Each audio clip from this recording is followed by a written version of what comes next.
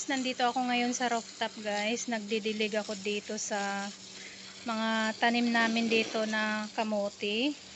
Ayan guys, oh, marami kaming tanim na kamote dito. Bali sa paso lang siya nakalagay at saka yung iba sa styrofoam. Ayan. Meron din kaming green chili, talong, at saka okra. Meron din kaming ampalaya. Ayan. At saka yung saluyot na yan guys, oh. Bali isang puno lang niya na maliit, tapos pinutulan sa dulo. Ayan, nagkasanga-sanga. So dumami na siya guys, kaya po kung ano kami guys, magbulang lang. So ano siya guys, parang isang kuhaan ba guys. Ayan. So ito guys, yung mga dahon kamote, hindi na namin kailangan bumili sa market kasi meron na kaming tanim dito. So kung gusto naming magtulan ng isda, kumukuha lang kami dito sa tanim namin. Hindi na namin kailangan bumili. At meron din kaming okra guys, so nakakatuwa yung okra, oh. Ayan.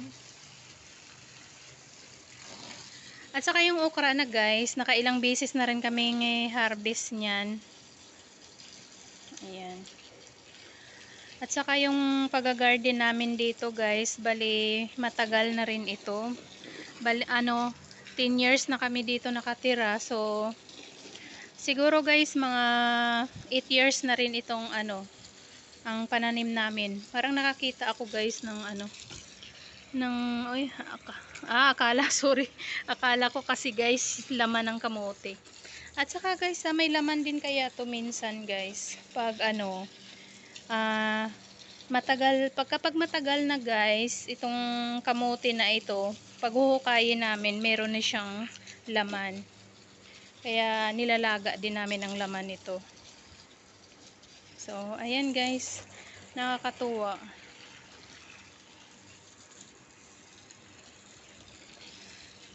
Tapos yung namin, yung talong, bali lumiit yung mga dahon, hindi na siya nalagyan ng fertilizer. So ayan guys, tapos na po ako magdilig.